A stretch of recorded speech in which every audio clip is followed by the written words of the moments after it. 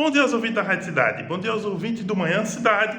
E a gente chega, como em todo sábado, para fazer um resumão da política no Brasil e no mundo. A gente começa justamente pela Argentina, que domingo passado teve suas prévias eleitorais e houve uma surpresa no resultado. Em primeiro lugar foi o Javier Milei, que é da extrema-direita, e ele, inclusive, amigo do Eduardo Bolsonaro, e ele venceu as eleições com 30 pontos. Em segundo lugar foi o partido do Maurício Macri, com a candidata Patrícia Burris, e ela teve a soma lá 28%.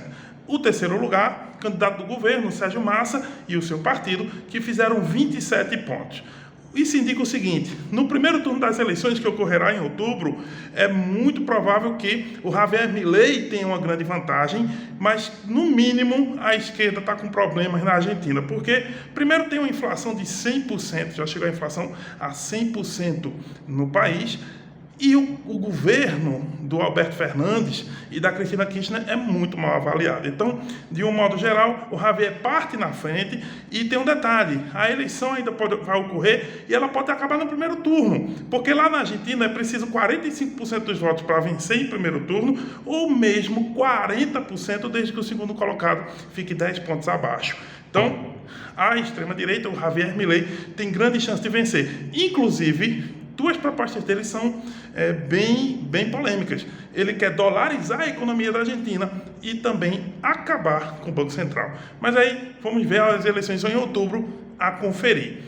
Por aqui pelo Brasil, a gente teve uma semana muito ruim para o ex-presidente Jair Messias Bolsonaro. Ele está envolvido em duas situações que estão causando muita dor de cabeça para ele. A primeira é que Alexandre de Moraes, ministro do STF, decretou a quebra do sigilo bancário e fiscal, tanto dele como da esposa dele, a Michele Bolsonaro. E um detalhe: isso é por causa do caso das joias. Nessa mesma decretação, Alexandre de Moraes incluiu o Mauro Cid, ajudante de ordens, e também o pai do Mauro Cid, general da reserva Mauro Loureira Cid.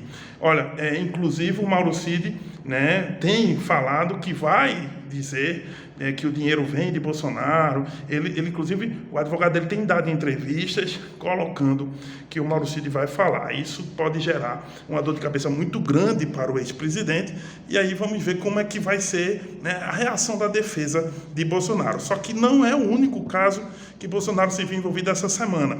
Também está ocorrendo em Brasília a CPMI, Comissão Parlamentar Mista de Inquérito, e tem um detalhe sobre CPMI que a gente sabe que é antigo. A gente sabe como começa uma CPI ou CPMI, mas nunca sabe como termina. A CPI dos atos de 8 de janeiro foi um pedido da oposição, ou seja, dos bolsonaristas. E eles pediram, insistiram, e realmente é um instrumento de oposição. Eles têm direito de implementar, conseguiram implementar, tem inclusive o presidente, o vice, mas os resultados não estão sendo muito bons, não, pelo menos para eles. Olha, nessa semana teve o depoimento do Walter Delgatti Neto, que é o hacker de Araraquara. E esse hacker, ele acabou falando o seguinte: ele incluiu o Bolsonaro diretamente nos atos de 8 de janeiro, na questão das fraudes das zonas eleitorais, porque ele disse que teve 5 reuniões no Ministério da Defesa e também 2 reuniões no Palácio Planalto, inclusive com Bolsonaro no Palácio, e Bolsonaro fez 2 promessas a ele. Segundo Delgatti, as promessas se tratavam de um indulto presidencial se ele viesse a ser preso, ou seja, um perdão. Tá? E a outra promessa era que Bolsonaro prenderia o juiz, ou mandaria prender o juiz que eventualmente prendesse o Delgatti. Então, esse é outro ponto. O Delgatti, claro que vai ter que provar, vai ter que. As investigações continuam, há um inquérito aberto sobre isso, independente da CPMI, mas o Delgatti colocou as digitais de Bolsonaro no jogo. E isso, claro, tem repercussões no ambiente político e no ambiente jurídico. Agora, um detalhe interessante é que saiu ontem uma pesquisa da Quest, Instituto Quest, e indicou o seguinte nessa pesquisa: 43% das pessoas consideram que Bolsonaro não deveria ser preso, por esses casos das joias, tá? e 41% acham que sim. Então tá empate técnico, mas com vantagem para o ex-presidente na opinião pública. E isso é importante, porque o jogo para 2024 e para 2026 está em aberto. E, portanto, o papel ou não de Bolsonaro nesse jogo importa.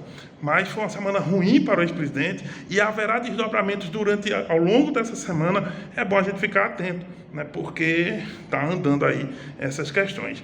Continuando em Brasília, a gente ainda tem o Silvio Costa Filho, deputado federal aqui de Pernambuco, e ele deve ir para o Ministério mesmo.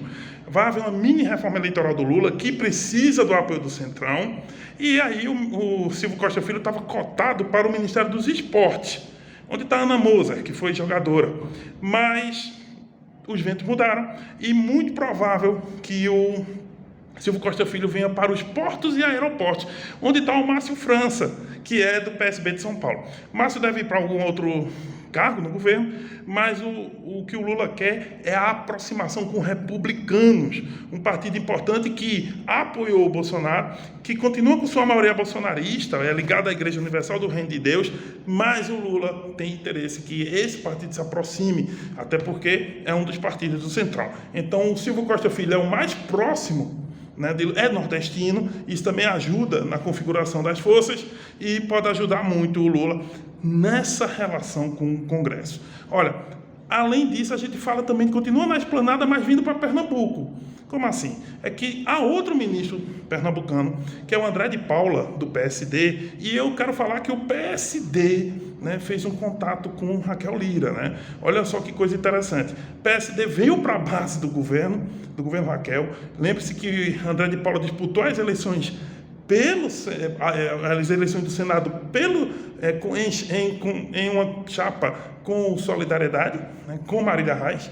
Tá? Antes disso ele era da Frente Popular, mas veio agora para o governo Raquel Lira. E como que selou, né, esse contato? O PSD tinha uma vaga na Prefeitura do Recife, né? A Cacau de Paula, filha do André de Paula, tinha a Secretaria de Turismo lá. E aí o que ocorreu? Ela saiu da Secretaria de Turismo, saiu mesmo, e veio, né, assumir a Secretaria de Cultura, que estava em aberto desde a saída do Silvério Pessoa, com aquela questão do FIG, enfim. Então, Raquel faz um gesto político, coloca um partido no primeiro escalão. Até agora ela só tinha colocado o PP no segundo escalão, o Enel Brasil, e só o Daniel Coelho no primeiro escalão, né, que já vinha aliado a ela há muitos anos. Então, o PSD vem para a base do governo, é um partido importante no Congresso, tem o André de Paula, ou seja, ela aumenta o seu contato na esplanada dos ministérios e isso pode mudar o jogo da política. E terminando, falando de Caruaru, Rodrigo Pinheiro tem um almoço com os vereadores do partido, PSDB. E aí é o primeiro grande gesto para a composição de uma chapa, de como que vai ficar a chapa de vereadores, a chapa proporcional, porque ninguém pode ir para uma candidatura majoritária sem o seu exército de vereadores. Então, os primeiros entendimentos, ao que parece, podem vir nesse almoço, mas lembrar, ele convidou até agora o PSDB, mas não os vereadores do Cidadania.